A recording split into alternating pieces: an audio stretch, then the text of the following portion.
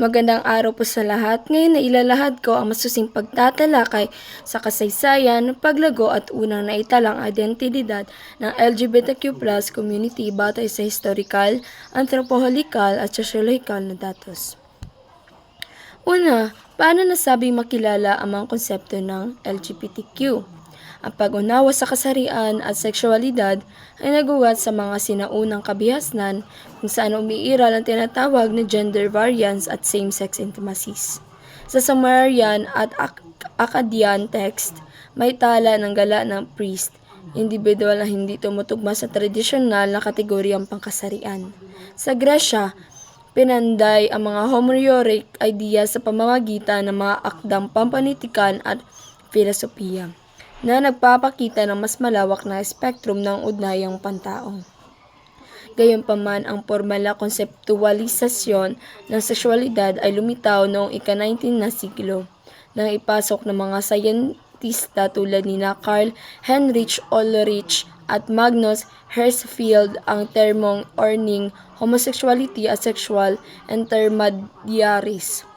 Ito ang nagtala ng pundasyon na makabagong diskursyo sa LGBTQ+ identity. Paano lumago ang LGBTQIA+ community? Ang paglago nito ay hindi biglaan, kundi resulta ng pagpatulong kilusang panlipunan. Nagsimula ito sa mga lihim na network at literal cycles noong early 90s, kasabay ng pag-usbong ng mga organisasyong nagtatanggol sa karapatang pantao. Subalit, ang pinakamahalagang yugto ang Stonewall Uprising noong 1969, ang kilusang nagpasiklab ng pandaigdigang queer liberation movement. Mula rito, sinisimbolo ang mga organisasyong pang-advokasya, legalisasyon ng same-sex relationship at anti-discrimination law at visibility movement sa media at akademya. Patunay ito na lumalawak ang LGBTQ+ QIA community dahil sa intersection ng aktivismo, politikal at sosyo-kultural na pagbabago. Sino ang unang naitalang identidad ng lesbian, gay, bisexual, transgender, queer, questioning, intersex at asexual kasaysayan? Ito ang mga pinakamaagang dokumentong personalidad. Unang lesbian, Sappho of Lesbo, circa 600 BCE. Isang makatalang Griego na sumulat ng Illyricum para sa kababaihan. Sa kanyang pangalan, hinango ang salitang lesbian. Unang gay, Emperador Hadrian at Antiochus, 130 CE. Ang malawak na dokumentasyon ng kanilang relasyon ay nagsilbing patunay ng sinaunang same-sex affection.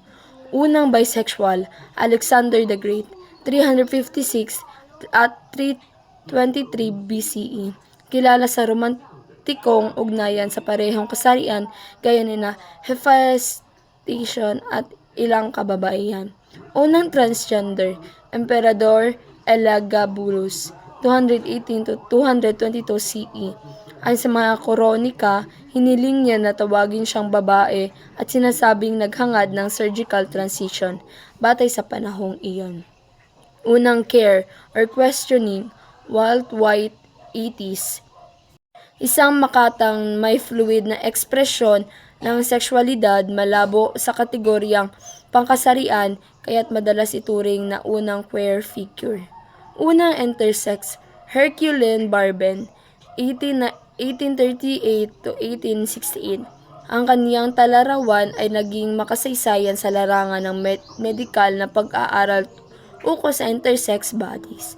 Unang asexual, Edward Carpenter, 1844 to 1929, isang pilosopo at reformistang nagsulong ng konsepto ng romantikong pag-ibig na hiwalay sa sexual at pagkahangad ang madalas gamiting protosexual figure.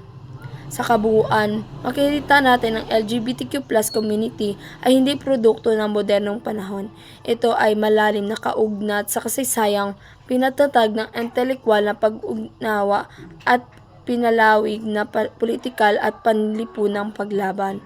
Ang kanilang presensya ay patungkol sa mga pagkakaiba sa kasarian at sexualidad, likas na bahagi ng pag-iral ng tao mula noon hanggang ngayon. Saan naging problema ang LGBTQ? Naging problema ang issue ng LGBTQ hindi dahil sa kanila mismo, kundi dahil sa iba't ibang hamon na ibinabato sa kanila ng lipunan.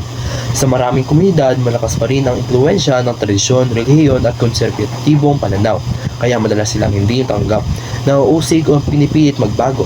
Sa loob ng pamilya, maraming kabataang LGBTQ ang nakakaranas ng pagtatakwil, pagdidisiplina o panggigipit dahil hindi tugma ang kanilang identidad sa inaasahan ng mga magulang nila. Sa paraan naman, naganap ang bullying, pang-aari, pusta at kakulangan ng proteksyon mula sa mga guro o kaklase. Sa trabaho, marami pa rin hindi nabibigyan ng patas na oportunidad dahil sa itsura, kilos o gender expression nila. Pinalala pa ang sitwasyon ng kakulangan ng legal na proteksyon sa bansa, tulad ng hindi pa na ipapasang SOGI Equality Bill na sanay matatanggol sa kanila sa harap ng diskriminasyon. Bukod dito, patuloy na lumalaganap ang stigma, maling akala at hate speech na nagdudulot ng takot, hiya at mental health issue sa mga LGBTQ. Hindi sila ang problema. Ang tunay na problema ay mga kawalan ng pagtanggap, respeto, edukasyon at batas na pagprotekta sa kanilang karapatan bilang tao. At ngayon, alamin natin kung sino ang unang taong naging transgender sa buong mundo. Ito ay si Christine Jorgensen, 1926 hanggang 1989. Ay isang Amerikanang transgender woman na kinikilala bilang unang kilalang transgender sa modernong panahon. Ipinanganak siya bilang George Jorgensen Jr. Ngunit mula pagkabata ay naramdaman niya hindi tugma ang kanyang katawan sa kanyang tunay na pagkatao bilang babae. Lumaki siya mahiyain at nag-alsa ng maraming tanong sa sarili dahil wala pang kaalaman at pagtanggap tungkol sa gender identity. Noong panahon na iyon, pagkatapos siyang maglingkod sa militar sa World War II, nagpasya siyang maghanap ng medikal na tulong at kaalaman tungkol sa kanyang pagkakailanlan. Nagdakbay siya sa Denmark kung saan sumilalim siya sa hormone therapy at kalaunan ay sex reassignment surgery na noon ay napaka-advanced at bihira sa buong mundo. Noong 1952, nang bumalik siya sa Amerika bilang Christine, agad itong naging malaking balita sa media. Ang kanyang kwento ay sumiklab sa mga pahayagan, radyo at telebisyon, na noon ay halos walang kamalayan o kaalaman sa transgender issue. Sa halip na itago ang kanyang karanasan, buong tapang niyang ibinahagi ang kanyang buhay, ang proseso ng kanyang transition at ang mga hamon na kinaharap niya na nagbigay ng inspirasyon at kaalaman sa publiko.